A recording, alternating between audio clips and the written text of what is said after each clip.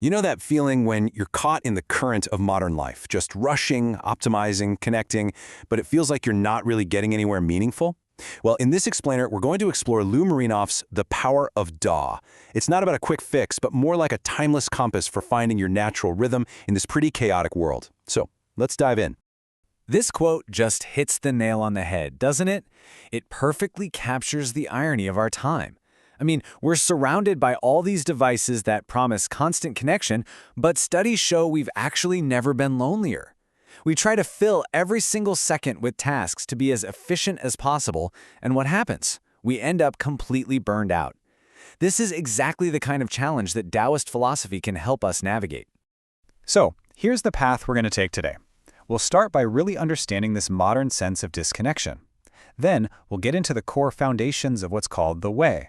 From there, we'll see how Taoism applies to our inner selves, to our relationships, to our society as a whole, and then finally, how we can actually bring these ideas into our day-to-day lives. Okay, so to kick things off, Marinoff suggests we're not looking for another life hack or some new productivity tool. The goal here is something way more profound. It's a return to rhythm.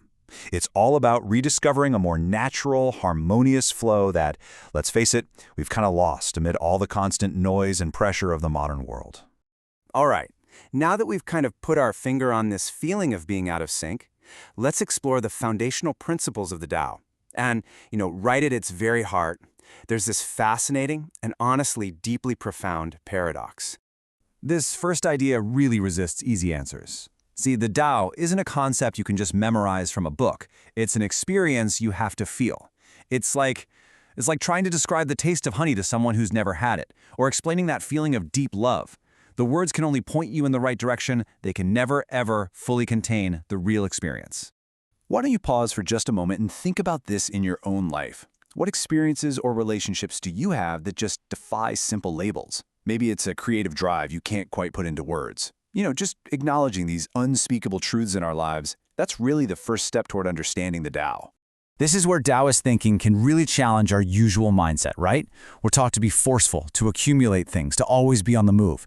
But Taoism shows us the power in the complete opposite. Think about it. A bamboo stalk bends in the wind, and its flexibility becomes its strength. A cup is useful because of its emptiness, and it's in those moments of stillness that we often have our biggest creative breakthroughs. This is such a powerful question for our super competitive culture. Where are you trying to win? Is it in a disagreement at home, maybe a power struggle at work? Sometimes just letting go of that desperate need to control the outcome, that's where the real growth, the true victory is actually found. So we've explored these big foundational ideas. Now let's turn that focus inward. How can these principles of paradox, of flow, and of yielding actually shape our own personal well-being? Now, it's really important to get this. Wu Wei is not about being lazy or just doing nothing. It's about acting in harmony with the natural flow of things, moving with the current instead of fighting against it. Think of a musician who's just lost in a performance, or a programmer who's in that state of deep focus.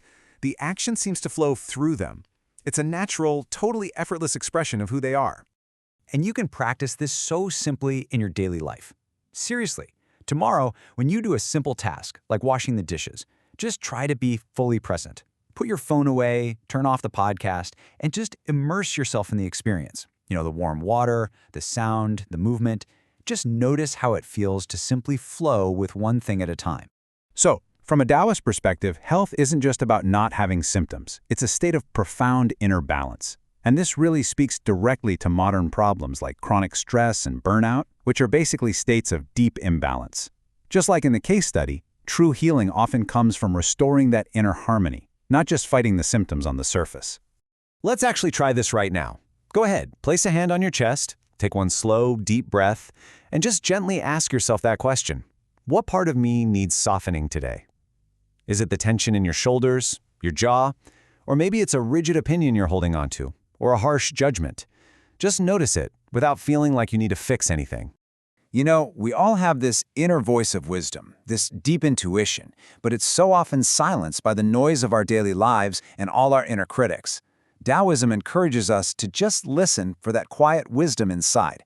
So what does your intuition sound like? Learning to hear it and then to trust it, that's a lifelong journey.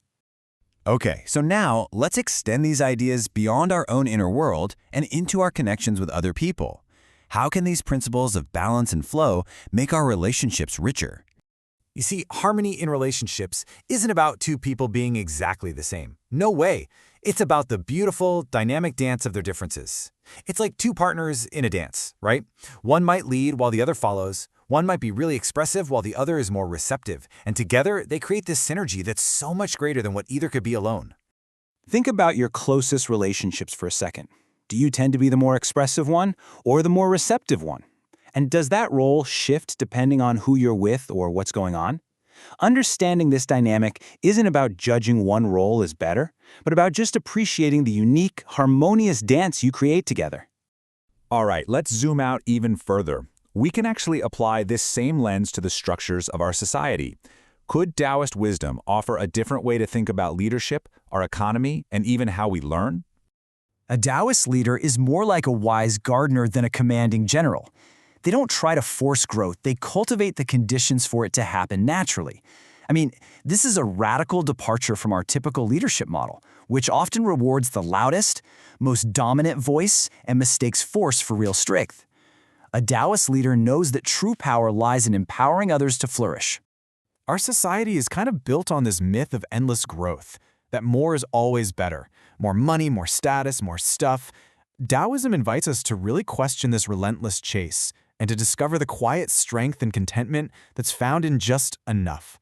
It's a really powerful question to ask yourself, honestly, especially in a world that always seems to want more from you.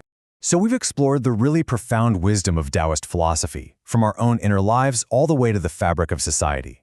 Now let's get to the most important question. How can we actually integrate these teachings into our everyday experiences? The great thing is, this philosophy is incredibly practical. You don't need to retreat from the world to practice the way. It's really about making small, intentional shifts in your daily life. Why not choose one of these to try today? Let go of forcing an outcome. Find 10 minutes of real silence. Let someone else take the lead for a change. The key is to then just reflect on the experience and notice what subtle shifts start to happen. And it's so important to remember there is no final destination on this path. There's no graduation day from the Tao. It is not a goal to be achieved, but a continuous journey of returning, moment by moment, to a more natural, balanced, and harmonious way of being. And really, that's the essence of it all. It's about releasing that frantic need for a map, that constant striving for perfection, and instead just learning to simply walk through your life with a sense of open, present moment wonder. Thank you so much for joining this exploration of the way.